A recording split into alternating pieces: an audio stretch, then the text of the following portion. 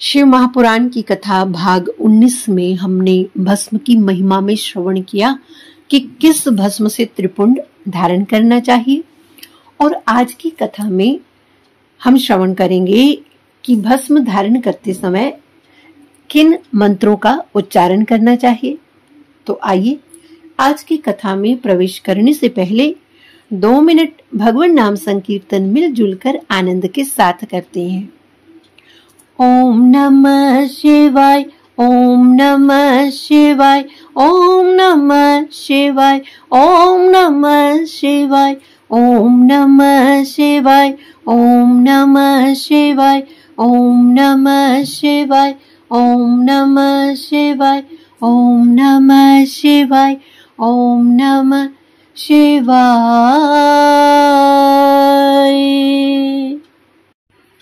तो आइए हम सब अपने हृदयांगन में शिव जी को विराजमान करके उनके श्री चरणों में प्रार्थना करते हुए भाव सहित आज की कथा में प्रवेश करते हैं।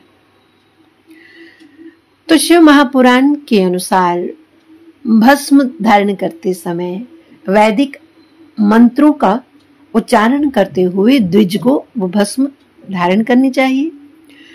तो वो मंत्र कौन से हैं, आइए श्रवण करते हैं।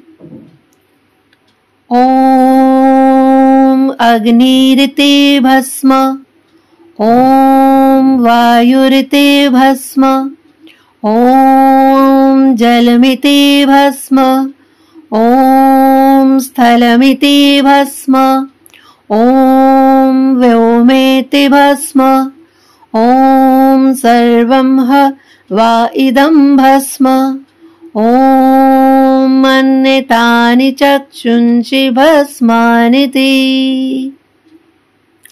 ये एक वैदिक मंत्र है जो कि इसका वर्णन हमें मिलता है अथर्वशीर उपनिषद, जो कि अथर्ववेद से ही संबंधित है। तो इस मंत्र का अर्थ है कि अग्नि, वायु, जल, पृथ्वी और आकाश ये सभी भस्म रूप हैं और यह संपूर्ण ब्रह्मांड भस्म ही है। यह मंत्र दर्शाता है कि समस्त पदार्थ और इंद्रियां अंततः भस्म में ही बदल जाती हैं, जो कि परम सत्य और पवित्रता का प्रतीक है। ओम सर्वम वा इदम भस्म, कि सब कुछ यानी ये पूरा संसार अंततः भस्म ही हो जाना है। यह वाक्य शरीर की नश्वरता और संसार की अनित्यता का प्रतीक है, जो हमें ईश्वर का स्मरण करने और सांसारिक मोह माया से ऊपर उठने की प्रेरणा देता है। यह हुआ एक मंत्र। आइए अब दूसरा मंत्र श्रवण करते हैं। ओम त्रयायुषं जमदग्ने कश्यपस्य त्रयायुषम्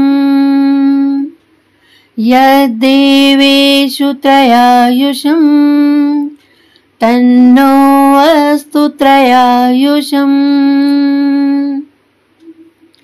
यह यजुर्वेद का मंत्र है। तो पहले तो हम इस मंत्र का अर्थ समझते हैं। तो इस मंत्र का पहला शब्द है त्रयायुषम, जो कि मंत्र में 4 बार आया है। तो त्रयायुषम कहते हैं कि 3 आयु। तो त्रयायुषम जमदग्नि, अर्थात जमदग्नि ऋषि जी की 3 आयु, और कश्यपस्य त्रयायुषम, कश्यप ऋषि जी की 3 आयु, और यद अर्थात जो, देवेशु त्रयायुषम अर्थात देवताओं की 3 आयु, और तन्नो अस्तु त्रयायुषम अर्थात वैसी ही हमारी भी 3 आयु हो। तो वेदों के अर्थों को समझना हम जैसे अल्पजीवी के लिए बहुत कठिन है। तो उसे हमारे संतजन बड़ा सुंदर ढंग से हमें समझाते हैं। वो कहते हैं कि वेद मनुष्य की आयु 100 वर्ष निर्दिष्ट करता है। तो इसलिए इस मंत्र में कहा गया कि 100 वर्ष वाली 3 आयु ये त्रयायुष कहलाती है। और यहाँ जो अर्थ है कि त्रयायुषम जमदग्ने, तो ये हमारे जो ऋषि मुनि हैं, जो देवता हैं, यहाँ जो अग्नि जमदग्नि यानी यहाँ अग्नि से ही उसका अर्थ किया गया है। तो जिस प्रकार, क्योंकि जमदग्नि ऋषि ये अग्नि का प्रतीक है, क्योंकि एक तो वो अग्नि जो हम सांसारिक कार्यों में प्रयोग में लाते हैं, ऐसे ही हमारे शरीर के भीतर भी एक अग्नि है जिसको जठराग्नि कहते हैं। शरीर में पाचन कार्य के अनुरूप तीव्र, मंद और भस्म नाम से पुकारी जाती है। तो इसलिए यहाँ 3 आयु की बात हुई ना, 3 अग्नियों की, यानी त्रयायुषम जमदग्ने, यानी जमदग्नि जी की 3 आयु, मतलब उस अग्नि की कौन सी अग्नियां हैं? 3, तीव्र, मंद और भस्म, जिससे, क्योंकि इसी के आधार पर ही हमारा स्वास्थ्य निर्भर करता है। यहां इसलिए कहा गया त्रयायुषम जमदग्ने, और दूसरा कश्यपस्य त्रयायुषम। तो कश्यप ऋषि जी की 3 आयु, अर्थात जो कश्यप जी हैं वो ज्ञान, लंबी उम्र और रचनात्मक कार्य की क्षमता का प्रतीक है। इनको ज्ञान और दीर्घायु का प्रतीक भी माना जाता है। तो मनुष्य स्वावलंबी कब बनता है? जब वो व्यायाम या प्राणायाम करता है, तो इससे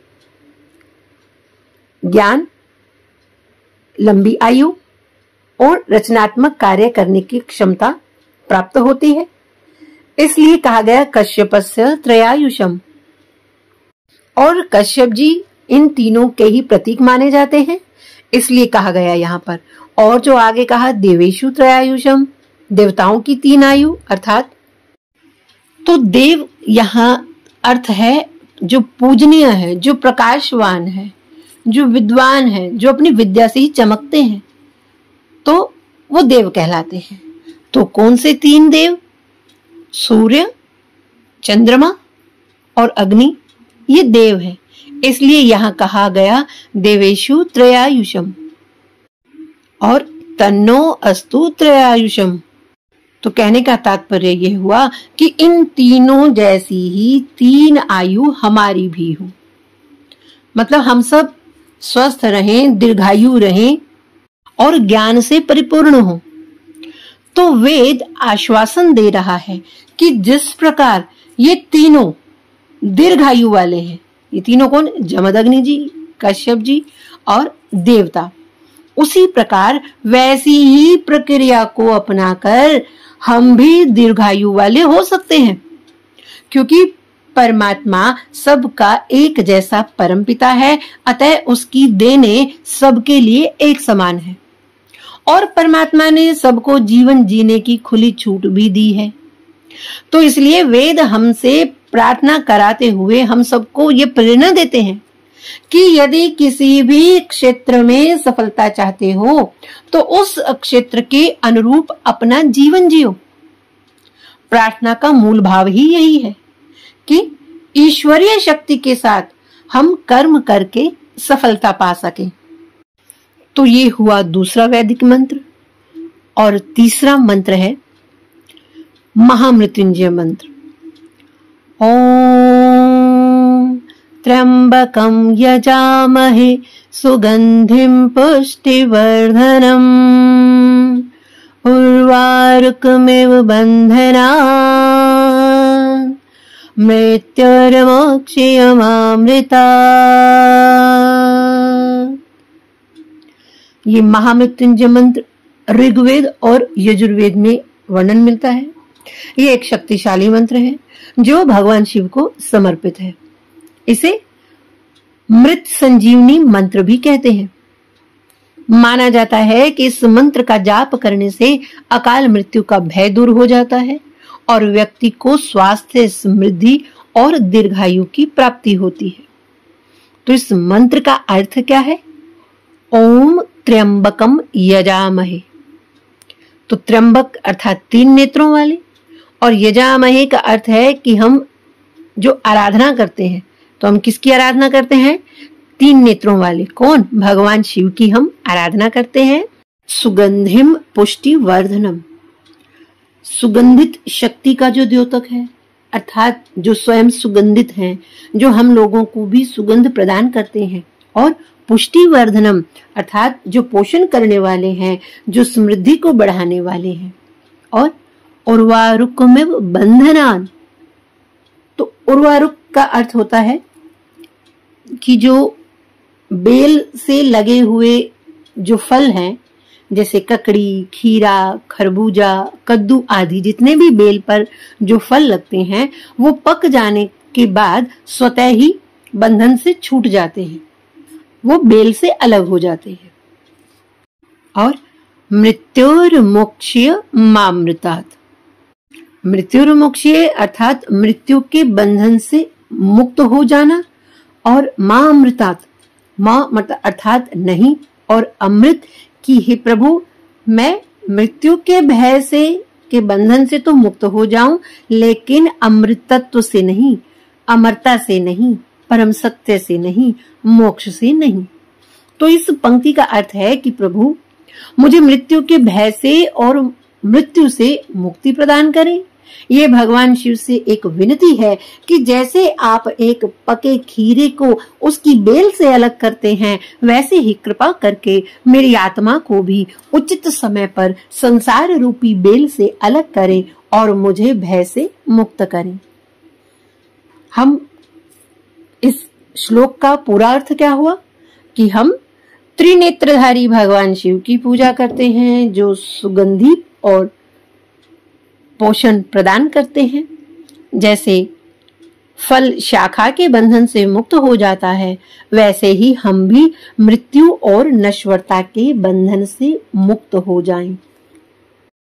लेकिन हम परम सत्य से मुक्त ना हो, हम अमृत से मुक्त ना हो। तो ये 3 वैदिक मंत्र हैं, और भी अनेकों अनेक वैदिक मंत्र हैं। और यदि हम वैदिक मंत्रों का उच्चारण ना भी कर पाएं, तो हमारे शिव महापुराण में ऐसी व्यवस्था है कि देखो, द्विजों को वैदिक मंत्र बोलकर भस्म धारण करनी चाहिए, लेकिन हम जैसे साधारण जीवों के लिए बड़ा ही सुंदर विधान बताया है कि हम अपने इष्ट देव का ध्यान करके या सिर्फ ओम नमः शिवाय कहकर ही उस भस्म को धारण कर सकते हैं। तो आज की कथा में हमने श्रवण किया कि किन मंत्रों का उच्चारण करके हम भस्म धारण कर सकते हैं, और आगे की कथा में हम श्रवण करेंगे कि त्रिपुंड धारण कैसे करना चाहिए। तब तक हरये नमः, हरये नमः, हरये नमः।